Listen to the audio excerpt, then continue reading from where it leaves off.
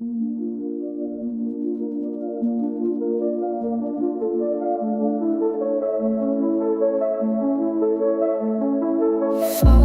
in the moment, can't find my breath. Your voice on the line, it's a scream in my head. I should be moving, but I'm stuck in place. Heartbeats flutter, lost in space. I'm reaching out, but it feels so far. You're breaking down and I'm falling apart. I want to help, but I don't know how. Every step feels impossible to put down. I'm paralyzed, can't find the words, caught in the silence, nothing's heard. Wanna bounce to you, but my feet won't move. What do I do? What do I prove? When everything's crashing down, I'm lost, can't make a sound. Froze wide open, but it feels so far. You're breaking down and every word's a spark. I'm trying to be strong, but I'm breaking inside. Can't fix what's broken, can't turn back the tide. I'm paralyzed, can't find the words, caught in the silence, nothing's heard. Wanna bounce to you, but my feet won't move. What do I do? What do I prove? When everything's crashing down, I'm lost, can't make a sound. Eyes wide open, but the world's gone dark. Every thought's a shadow, every word's a spark. I'm trying to be strong, but I'm breaking inside. Can't fix what's broken, can't turn back the tide. I'm paralyzed, can't find the words, caught in the silence, nothing's heard. Wanna bounce to you, but my feet won't move. What do I do? What do I prove? When everything's crashing down, I'm lost, can't make a sound. In the quiet, I'm screaming inside. In the dark, I'm searching for light. But I'm stuck in the middle, nowhere to go. Trying to be the strength you need, but I don't know.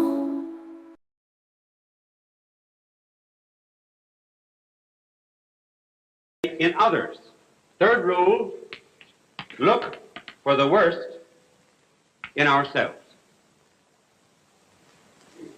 First of all, the possibility of character.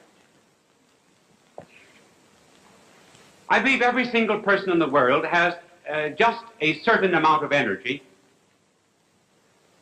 and some are much more richly endowed than others with it. If we use an example from physics, we might say that certain people, for example, have what might be called 10 ergs of energy. They have just that much. And then others have 20, and others have 50 ergs of energy. The result is that they're able to go in the direction of goodness, and they're able to go in the direction of evil, too, with much greater rapidity and energy than others. And this energy, as I say, is not the same in every human being. I think that possibly any sinner is capable of being a great saint. And any saint is also capable of being a great sinner. Now let us give an example here of how this energy works. We say, first of all, some have little energy and they go in the direction, call this goodness. They have 10 units of energy here and they only go in this much, either toward goodness or toward evil. Others have 20 and they go much more, either in the direction of goodness or the direction of evil. So that a person who has a great tendency toward evil can completely change and become very good, particularly with the grace of God. I believe that Lenin, who did so much to establish communism in Russia, just barely missed by a hair's breadth of becoming a St. Francis of Assisi. If he had only gone in the other direction, the direction of goodness, instead of the direction of revolution and hate, he would have been a great saint. And if St. Francis of Assisi had gone in the opposite direction, as he had gone in the direction of virtue, he would have been a lenin. The secret, therefore, of character development is the realization of this power that there is in each and every one of us, for good and for evil. The monasteries, the religious houses, the places of asceticism throughout the world have in them actual saints, but potential devils. Any one of those persons, because they have so much character, if they ever let themselves go in the direction of pride, lust, or avarice, would become very vicious. And the penitentiaries are filled with individuals who have this great energy. And if someone could only lay hold of it and make them take the high road instead of the low, they would be our saints and our heroes and our great patriots. The point that I want to make is there's nothing wrong with passion and energy and strength, so long as it is properly channeled. Notice that our divine Lord, for example, when he wished to make a great apostle, laid hold of a bigot. Paul was one of the greatest bigots that ever lived. And only he who could ever hate like a Saul could ever love like a Paul. Our blessed Lord never extinguished, for example, the passions of a Magdalene. Only someone who was as vicious and as evil as Magdalene could ever become as virtuous as Magdalene. She has been called the 13th apostle. Her life has been such an inspiration in bringing men to goodness. Now, though some of us do not have as much energy than others, let us not forget that a person with only 10 units of natural energy can surpass a person with 100 units of natural energy if he calls upon God for an added source of energy, which God will give him on certain conditions. Then we can overcome all of the defects of our nature. And that power or energy of God is given freely, gratis. That is why it is called grace. Which brings us now to the rules for character development. One of the first rules of character training is to remember that character is in the will and not in the intellect. The intellect or the brains or the mind is the seat of knowledge. The will is the seat of choices, loves, motives, and responsibilities. Almost all of education today is directed to the communication of knowledge and not to the development of character. It is the mind that is changed, that is trained, rather than the will that is developed. And every decision that we make, every deed that we perform, almost every word that we say, goes into the making of our character, either for good or evil. You remember seeing icicles form? And a drop would fall upon the tiny little icicle and add to its substance and its quantity, and then more drops. And if the drops that fell were pure, the icicle itself would be pure. If the drops that fell were soiled and dirty, the icicle itself would be dirty. And so it is with character. All of our decisions pour down into its making. And if they're good acts, we turn out to be a good character. If they are evil, we turn out to be unhappy and frustrated and full of anxieties and fears. This will of ours is really the only thing in the world that is our own. God can take anything else away from us. He could take away our health, any wealth or possessions that we might have. the one thing that he leaves us, always our own, is our will. And people today really do not want their wills. They do not want their freedom. That sounds strange, but it is true. The tendency today is to shift responsibility for decisions onto something else. For example, a boy does something wrong, and they say, well, it's due to grade B milk, insufficient playgrounds, or those naughty ductless glands. Child itself is hardly ever to blame. The present tendency in the world today, actually, is to reduce all responsibility to something which is subhuman. For example, Marx says that we are what we are because of economic conditions. In other words, our free will amounts to naught. Responsibility has been nullified. The Freudian tradition, for example, would say that to a large extent we are not economically determined, but biologically determined. And then it is felt that if we can ever bring to the surface something that is hidden down here, just bring it to the surface, that we will be cured and we'll be good and normal. No, that does not follow. It does no good to analyze the constituency of the water that gets into a sinking ship. You do not explain the oak simply by analyzing the rotten acorn from which it came. The real seat of character is here in the will. And we must not surrender that responsibility to the masses, as Marx would have it, or to any kind of biological determinism. Because if our will is determined by forces outside of ourselves, we no longer will make amendment for our misdeeds. And no character will ever grow without a constant resolution toward amendment. Character, as a matter of fact, is made by very severe discipline. You've seen a sculptor at work on marble, and the sculptor will first of all take a heavy chisel, and then will cut away great, huge chunks of marble. And then with more delicate blows, he will begin to bring out the image until finally perhaps all that is needed to reveal it is just the brush of a hand.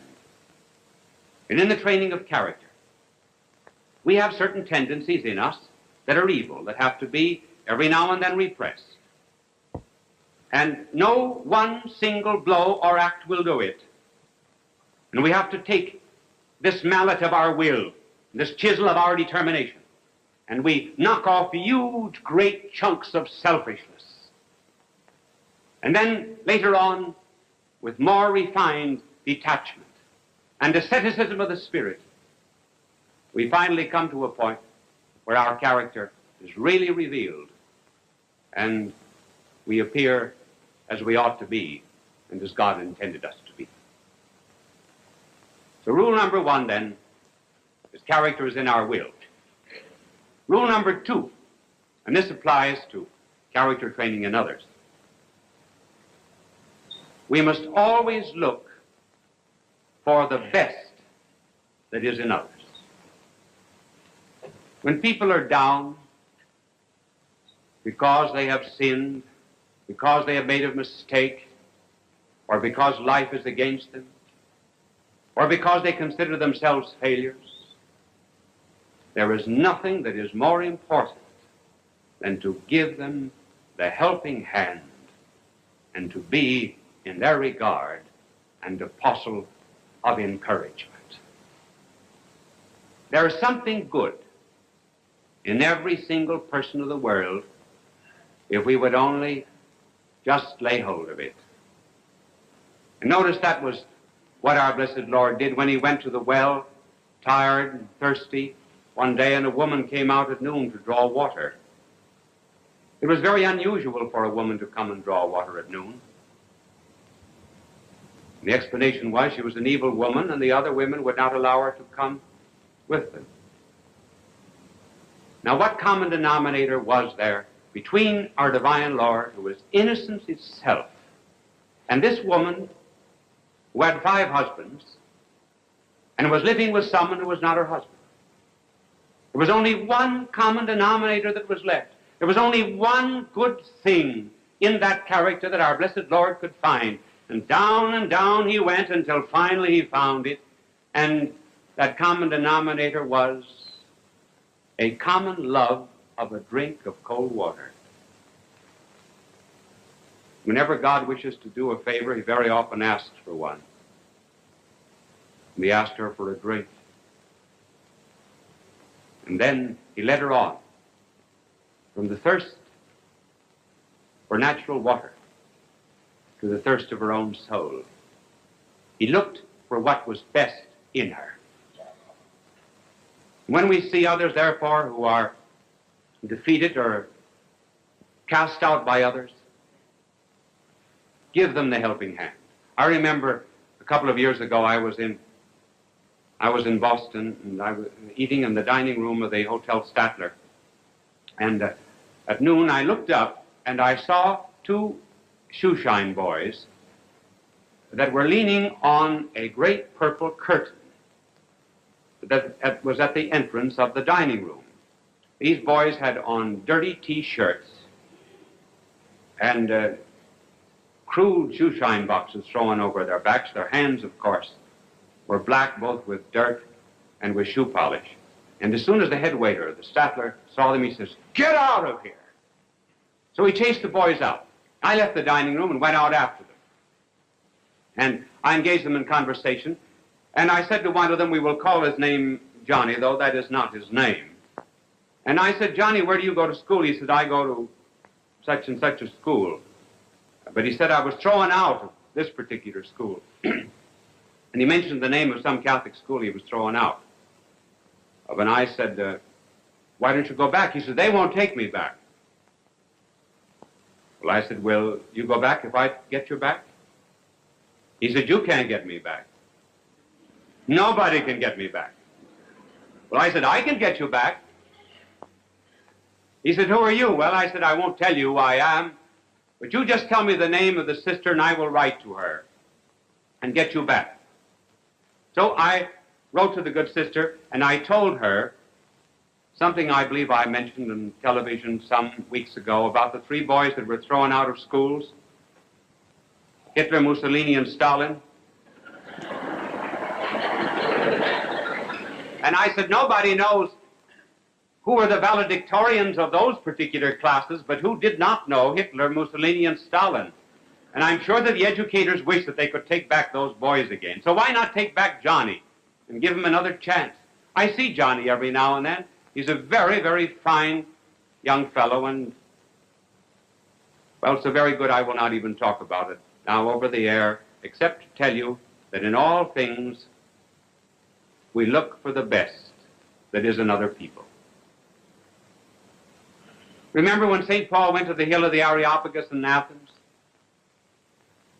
Here he was to meet the senators of Greece. And on the way up to this hill, everywhere he passed statues of pagan deities.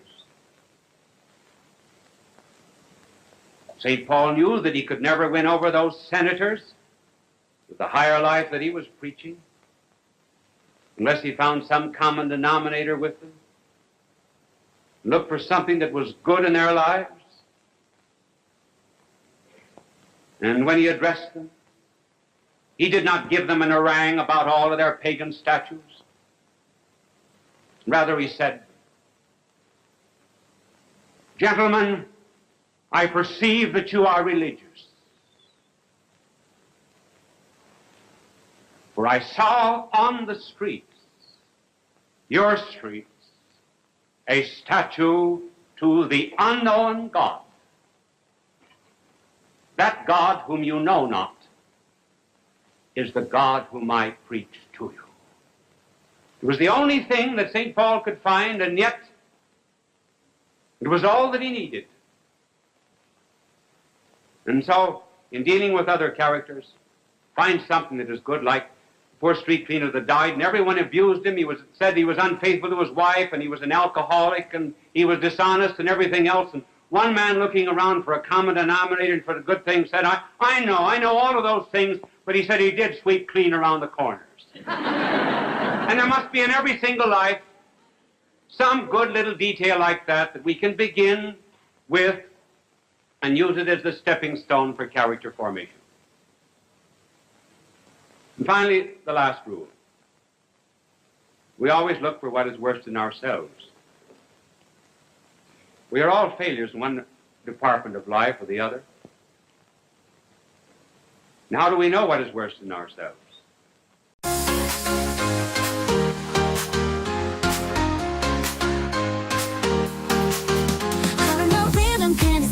You pull me in all time, the ways we've danced this dance, it's all the same. But I'm hooked, can't break the chain. We crash, we burn, we never learn, it's a cycle. I can't discern, but in your arms I lose control. We fall apart, but still I go. Here we go again, spinning in the dark, chasing every high, even if we fall apart. Here we go again, you and me were blind, losing all we got, but it's worth it every time.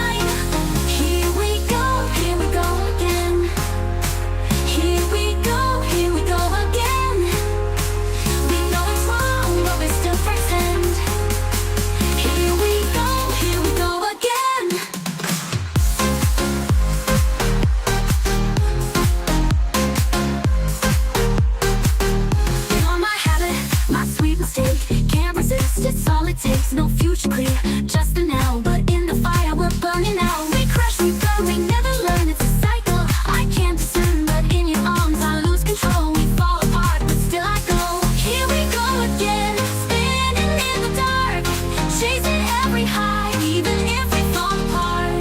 Here we go again, you and me were blind, losing all we got, but it's worth it every time.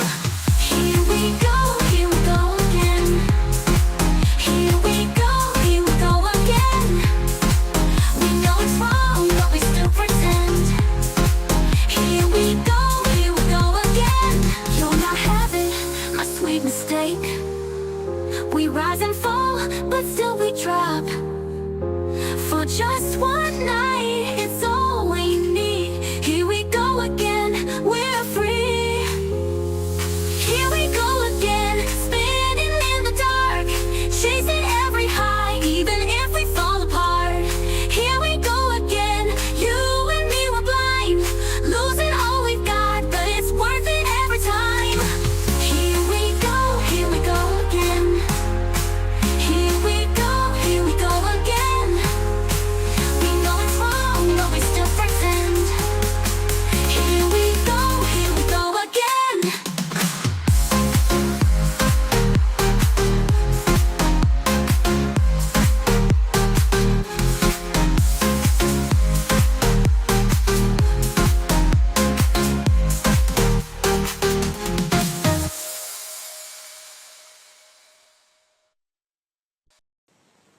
Well, by looking into our character, into our conscience,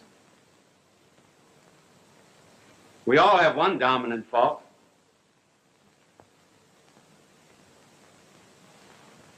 The 7 pallbearers of character, or the 7 dominant faults, are easy enough to analyze. They are pride, covetousness, lust, anger, envy, gluttony, sloth. Pride, egotism, selfishness, covetousness, desire of possessing that which belongs to others, inordinate love of flesh, lust, anger, hot-headedness, gluttony, overeating, sloth, laziness, and envy, and jealousy. If we would, after an examination of conscience, lay hold of this dominant fault of ours, we could make that the basis of the strongest part of our character. Sometimes the tooth that is filled is the strongest tooth in the head. St. Paul says, power is made perfect in infirmity. Perhaps I can explain that by telling you, some years ago, 2 boys in Kansas used to run to school every morning. They earned a few extra pennies, it seemed, by lighting the stove. This particular morning, by some mistake or other, gasoline was put into the can instead of kerosene, and the stove exploded, and one of the boys was burned so badly that they were told that he never would walk again. The boy began rubbing his legs, said he would walk again. The doctor said it was impossible. And yet he laid hold of that which was worst in himself, that which even seemed to be impossible, so concentrated upon it, that he perfected himself and he became one of the great milers of America, Glenn Cunningham. And so it is with character. And the good Lord would have us lay hold of what is worst in ourselves. Do not think that people who have virtue and kindness and other great talents for helping other people just came by these things naturally. They had to work at them very hard. You've often heard that Moses was meek. Yes, Scripture says he was the meekest man who ever lived, but Moses was not always meek. As a matter of fact, Moses once killed an Egyptian. And then after he was given the commandments, he came down and found his people adoring a brazen calf, and he smashed the tablets on a stone. He was the first one in the world to break all the commandments at once. Well, Moses, therefore, was a very hot-headed creature. So Moses had to work with his character. And finally, he worked on it until he became very meek. Now, the reason I speak about character training is because we're getting into a great world crisis, and it's becoming very serious. And in a crisis, what is going to come out is what is already in us. The woodsmen say that when a log is thrown into a fire, that it reveals all the colors that went into it as a tree, namely the purple of the dawn, the red of the sunset, the silver of the moon, the gold of the lightning, the darkness of the storm. And when the log is put into this crisis of fire, all of these colors come out. And so it is with character. All of our choices and decisions that have gone into the making of our personality will come out in a crisis. And the crisis is coming upon us. There is not much peace outside of us, and the only real peace that we can be sure of is the peace that is on the inside. And when we are building our character, we need some model on the outside, someone with justice and mercy and goodness and a spirit of sacrifice will inspire us to tear off these chunks of selfishness that we may be like unto him. For as he said, I have given you an example.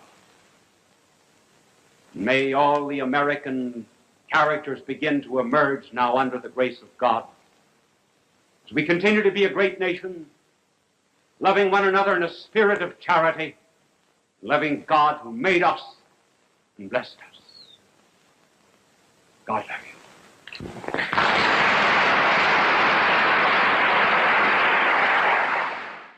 People of all faiths recognize Bishop Fulton J. Sheen as one of the greatest communicators of the 20th century.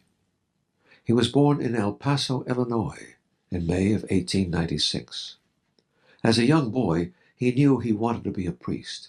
He served as an altar boy at St. Mary's Cathedral in Peoria, Illinois. At St. Viator College, his education and debating skills taught him the skills he used throughout his life. His unique ability at being natural and at ease in front of any audience was noted early in his ministry. He was ordained in 1919 and went on to become one of the best-known and greatly loved priests in church history. He wrote 96 books and hundreds of articles and columns. He broadcast numerous radio and TV programs.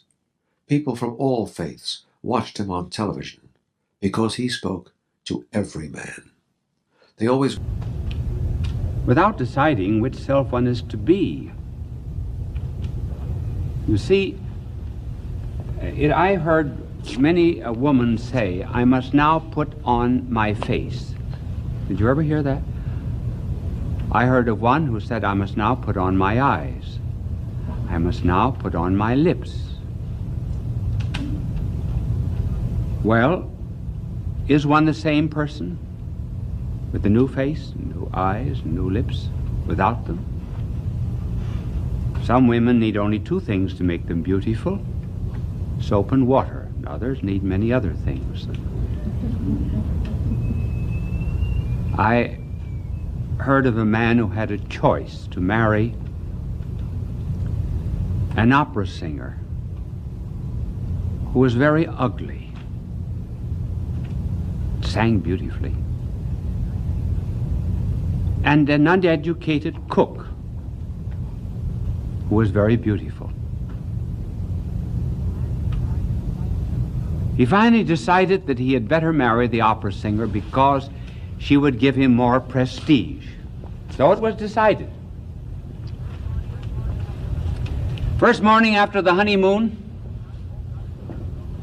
woke up, took a look at the opera singer, and he said, "For heaven's sake, sing!"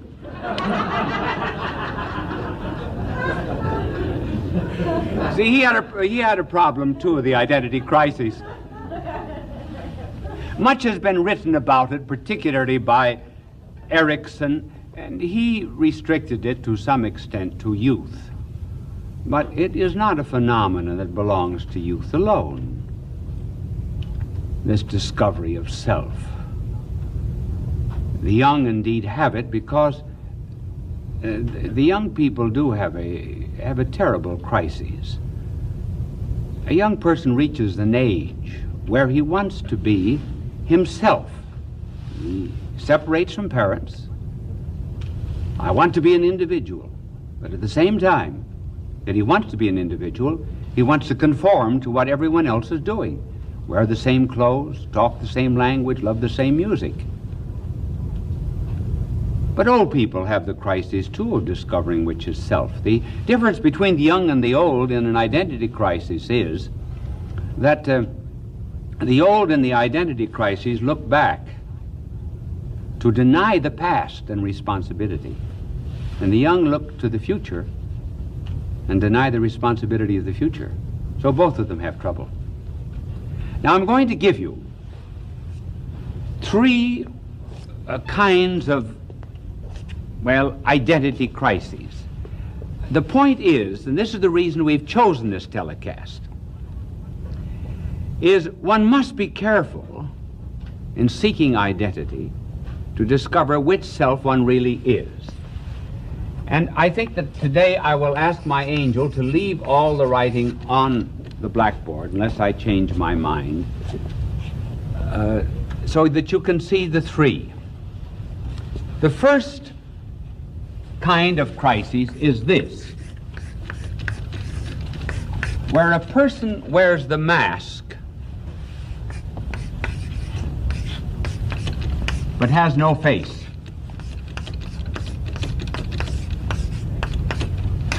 That is to say, a perpetual phony. There was someone who wrote a poem some years ago, and the poem was about a woman who was always seen holding a mask before her face. She held it sprightly and gaily. And one day someone pulled away the mask, and there wasn't any face. She was just her sham. So some say they are their true selves when they're only the mask. Take, for example, an alcoholic. An alcoholic is completely identified with his alcohol. He will say, well, this is my nature. I can't help it. It's the way I am. Or an LSD victim. They never try to get below that mask to discover their real self. It was just that made T.S. Eliot, the poet, speak of ourselves as being hollow men, straw men. And he says that when the world ends, the world that's full of hollow men, it will end not with a bang, but with a whimper. Some keep this masquerade, this phoniness, this hypocrisy, so much before them that they would hardly recognize their true self if they met it. The Danish philosopher and theologian Kierkegaard told a very interesting story about a peasant who had saved up enough money to buy himself some new boots and new colored stockings. He came into town, bought the boots and the colored stockings. He had some money left, so he got drunk. And he threw himself in the curb. Funny how often drunks end in curbs, isn't it? I heard of one drunk who was walking along with his foot on the curb and the other in the gutter. And the cop came along and said, "You're drunk." He said, "Oh, thank God, I thought I was a cripple." Well, this, I'm sorry I interrupted the story. But at any rate, this drunk threw himself in the curb, and another peasant came along with a cart and horse, and he shouted to the drunk. He says, "Get out of the way. I'll run over you." And the drunk said, "I don't care. They're not my legs." He didn't know himself with his new boots and his new stockings. And he was just so much his old self that he couldn't tell the new. And that's the way people are with the mask without the face. They have no care for others. As Peer Gynt, in the work of Conrad, said, the people are sometimes met in mental institutions. He said they have no care for others. They live in a barrel of self, and they're corked with a bung of self. No concern, no love, no care. Like a priest was telling me some time ago, talking about not caring, about a former pastor years ago that bought a horse. And he said to the farmer, "Can it see all right?" "Oh, yes," he said. "Sees perfectly." "Can it run all right?" "Yes." So he picked up a stone. He threw it at the horse, ran like a racehorse. It ran right into a tree. And the priest said to the farmer, "I thought you said that the horse could see all right." He says he does, but he just doesn't give a darn. Well, that's the way people are. People are that wear the mask but no face. They have no care of others, no love of neighbor. They've lived in this make-believe world so long, and they say, "This is my true identity." That's why one has to be so careful about saying, "I must seek my identity." What kind of identity is one seeking? This kind of mockery has some bad effects. It has psychic effects, which cannot be ignored. There was a German war story told about a Jewish couple who had a son who was paralyzed. And they went to a neighbor and they said to the neighbor, "We are Jews, we're going to be killed by Hitler, but we want you to take care of this paralyzed son of ours. We'll give you this house, we'll give you our property, but just care for him." The neighbor promised to do it. He killed the son, confiscated the property, and lived on it. And then a lump began to appear in the